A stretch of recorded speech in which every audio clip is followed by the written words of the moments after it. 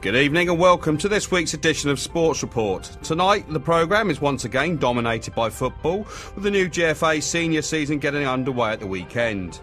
Richard will be catching up with the Rocks referees who've had a busy summer, and will also be catching up with futsal.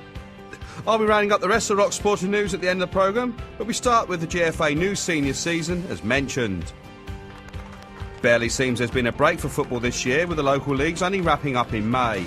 This was followed by international action for the senior squad and then by UEFA Champions League and Europa League qualifying games in early July. The buzz and excitement has continued since then, with comings and goings for both players and managers across the whole of Gibraltar over the past month.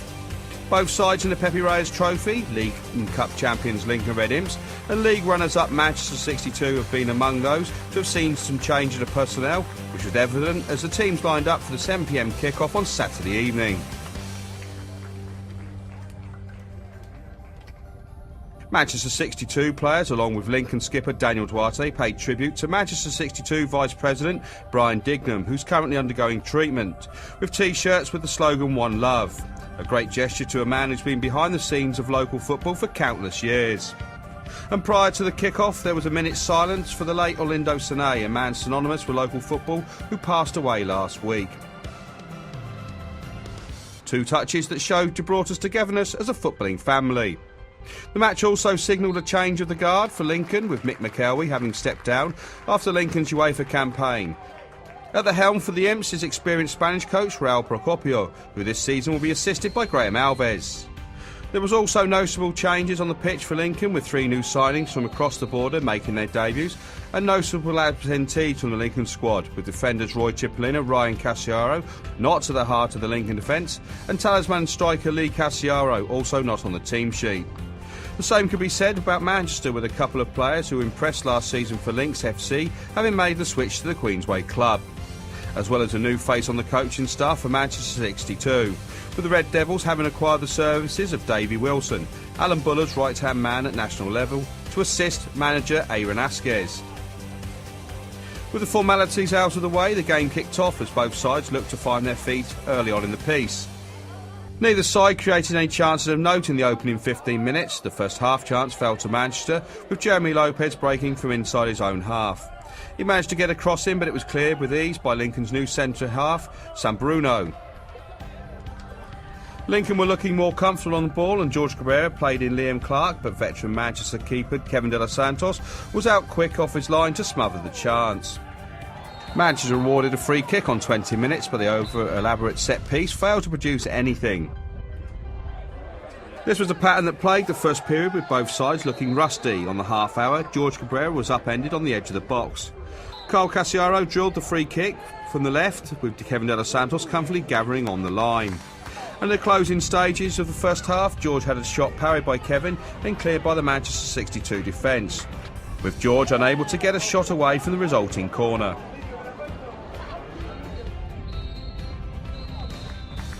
Lincoln started the second period much to brighter, and had penalty claims waved away early on after the live-wire George fought for the ball in the box. Brian Perez, who missed much of last season, was on as a second-half sub, and his deflected shot produced the first Lincoln corner for the second period, which in turn led to the only goal of the match. Aaron Paez delivered the ball from right, and it was headed goalwards by Joseph Cipollina. Belmonte cleared the lines, but the ball fell to Ian Rodriguez, who thumped the ball into the net.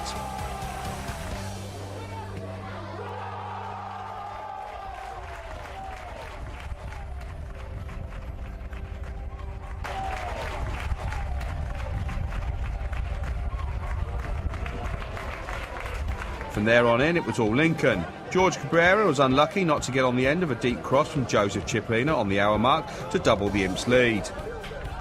The cards began to flow for Manchester as they chased the game, but Lincoln were unable to make the set pieces count. Mikey Yomi, another of Lincoln's second-half subs, was showing fine touches, and his snapshot had Kevin de los Santos scrabbling across his line.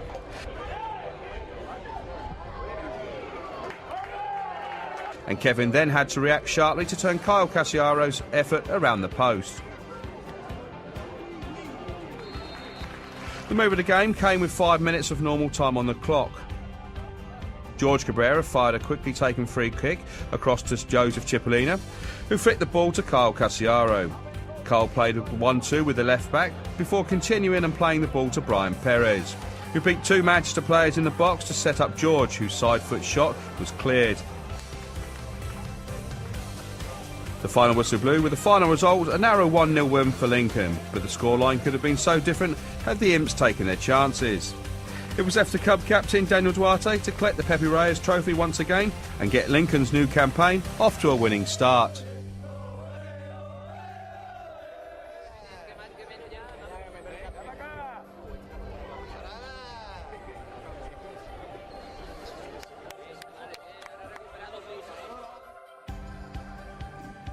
Just weeks ahead of Gibraltar's first ever representation at the UEFA Futsal Cup, the GFA hosted a futsal coaching course over the weekend.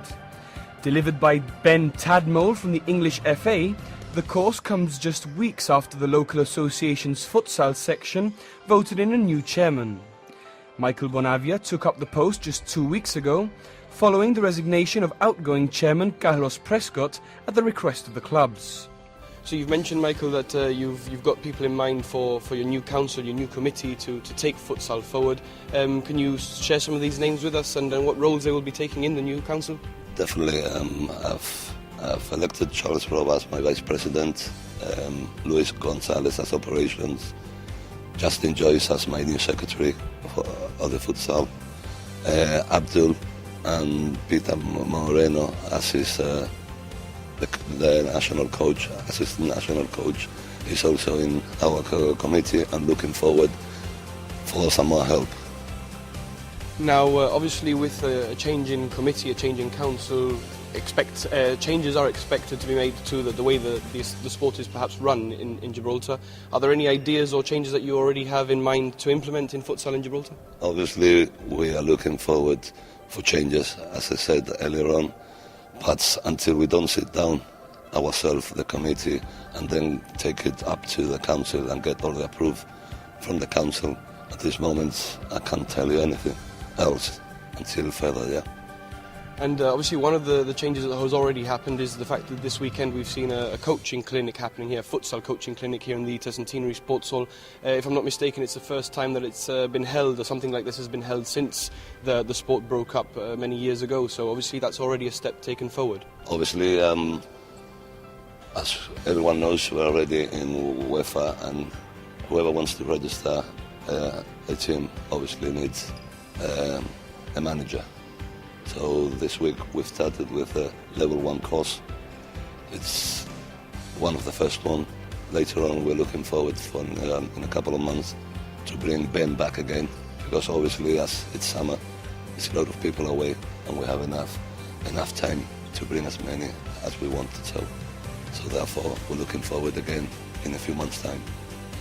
And Michael, one final question in terms of courses and coaching. Is there anything planned for perhaps bringing a referees instructor coming over to help develop the standard of futsal refereeing, which is obviously, again, very new in Gibraltar?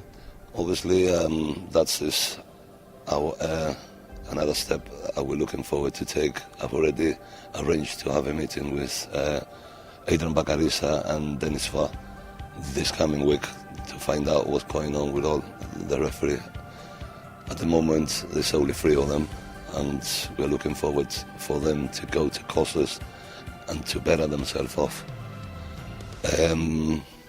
This year, I can also say that, obviously, as everything is new, I've heard that there's more teams registering down, so we have to decide if it's going to be First Division, Second, or even though with 27 we can put an extra league in here. The course is the first of its kind since the rebirth of the sport on the rock, showing commitment from the GFA to further develop an increasingly popular sport in Gibraltar. Ben, the FA's futsal coaching instructor, was very impressed by the level of enthusiasm and commitment shown towards the five-a-side version of the game on the rock. Well, Ben, as I understand it, this is the first time that a futsal course like this has been held in Gibraltar, obviously since the admission into UEFA. Just tell us how the whole thing started off and who approached you. To my knowledge, the GFA approached the FA as a unique partnership to try and develop coaches within Gibraltar. Now, as I said, it's the first time that this has happened in Gibraltar for quite a while, in fact, since the readmission of futsal into Gibraltar's sporting scene. But what have you actually been sort of doing with the coaches? What have they been doing over the weekend in preparation for obviously the new season, which is just a couple of weeks away now? Well, brilliantly, the GFA have decided that every single coach and manager needs to have a qualification in futsal, which is quite right. So the beginner's guide to coaching futsal is the first step on the ladder of the coach education program we have in England. So they've been working on 6 core strands within the program of control, dribbling, running with the ball, feinting to move, play and move, and shooting. And they've been developing that, understanding the fundamental basics that you need in order to be successful at the game. And then hopefully we'll be able to see it in the season throughout the next few months.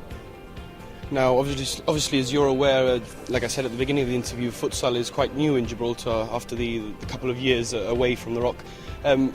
In comparison, obviously, in the UK and in England, it's a very well structured sport at the moment. And how does it compare the level of not only standard of football on the court, but also the infrastructure and the structural side of the sport as well? What's been fascinating over the last few days is that you're in a very similar place to where we were. And we're not too far ahead of where you are. You've got an amazing amount of teams playing. I can't get my head around the fact that you've got 27 teams in your league. It's unbelievable. That's something you should all be very proud of. I think in terms of playing standards, I watched Scorpions play last night. We're obviously representing you guys in the UEFA Futsal Cup. And they can play well, and I think they'll do quite well. As long as we continue on the path of developing proper coaching structures and developing the game over here, they'll do well. And it's great to see a game boom over here, as we're going through a boom phase in the UK at the moment, and hopefully it will just continue. That's all for part 1. After the break, Richard will be talking to Gibraltar's football referees, and I'll be rounding up the rest of the Rock's sporting news.